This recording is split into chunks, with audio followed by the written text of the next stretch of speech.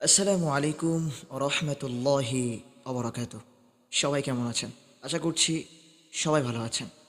আজকে আমি আপনাদের মাঝে ভাগ্য নিয়ে কিছু কথা বলবো। আসলে এই ভাগ্যের মালিককে আল্লাহ। আপনার ভাগ্য কখন পরিবর্তন হবে, আপনার ভাগ্যে কি আছে, খানা থেকে বিয়ে পর্যন্ত আপনার ভাগ্যে একটা মানুষ যখন জন্মগ্রহণ করে, একটা মানুষ যখন পৃথিবীতে আসে, তখন কিন্তু তার কিন্তু আগে থেকে লেখা থাকে তার ভাগ্যে কি হবে না হবে। সব কিছু আল্লাহ পাক রব্বুল আলামিন জানে। এমনটা আছে যে ভাগ্যে খারাপ কিছু ঘটে যায়, আবার ভালো কিছু ঘটে যায়। মনে করেন আপনি বিয়ে করবেন, বিয়ের জন্য ভাবতেছেন যে আপনার ভাগ্যে কোন মেয়েটা আছে, কোন মেয়েটা না জানি আসে। দেখবেন অনেক ছেলে আছে বিয়ের জন্য অনেকগুলো মেয়ে দেখে, ঠিক আছে? এই মেয়ের পর ওই মেয়ে, ওই মেয়ে, এরকমভাবে মেয়ে দেখতে থাকে।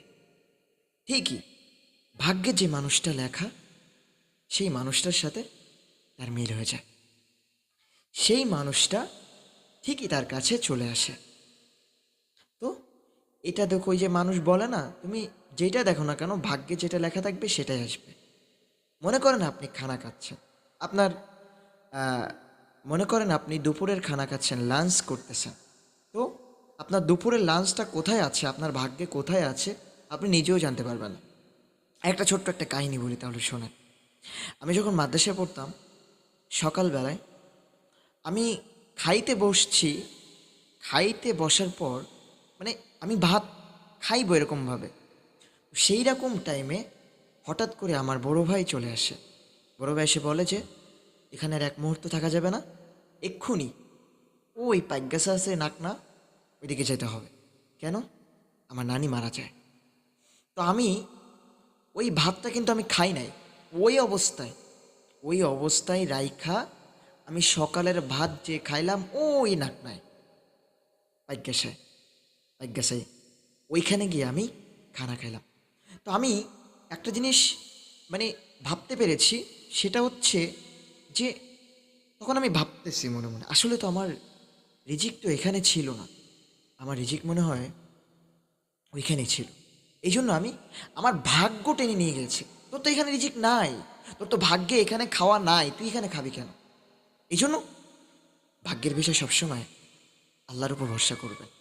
কার কখন ভাগ্য, তবে ভাগ্য কিন্তু পরিবর্তনও করা যায় দোয়ার মাধ্যমে। বেশি বেশি করে আল্লাহর কাছে দোয়া করবেন, ইনশাল্লাহ আপনার ভাগ্য পরিবর্তন হয়ে যাবে।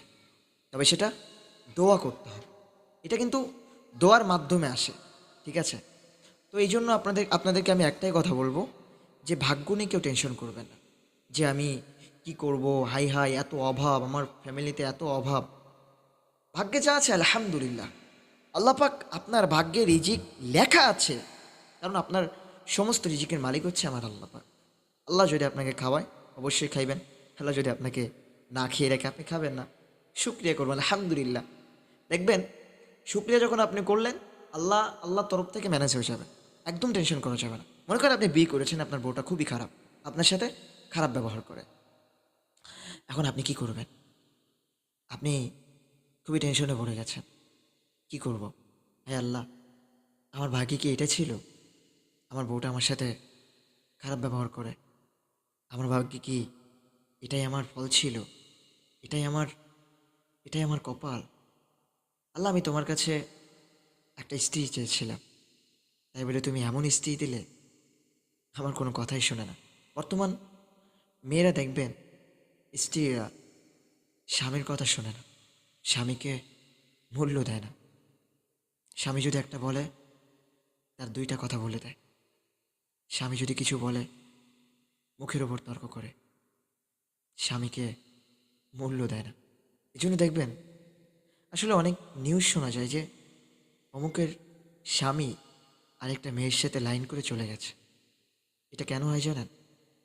যখন সে দেখে তার স্ত্রীর কাছ থেকে পরিপূর্ণ ভালোবাসা পাচ্ছে না, পরিপূর্ণ পরিপূর্ণ মায়া মহাব্বত, কর্তব্য কিচ্ছু পাচ্ছে না, তখনই ওই পুরুষটা কি করে জানেন?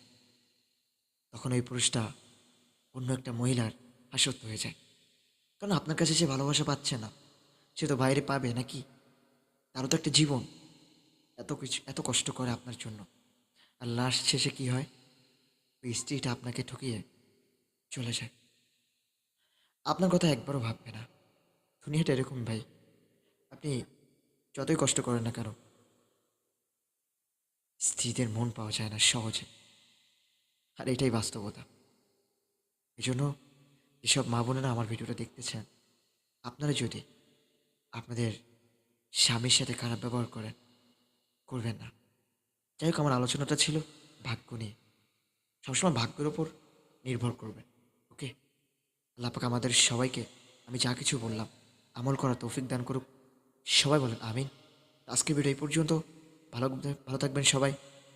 এখন আপনাদের বাস থেকে বিদায় নিচ্ছি। আসসালামু আলাইকুম রহমতুল্লাহি আবরাকাতুহ।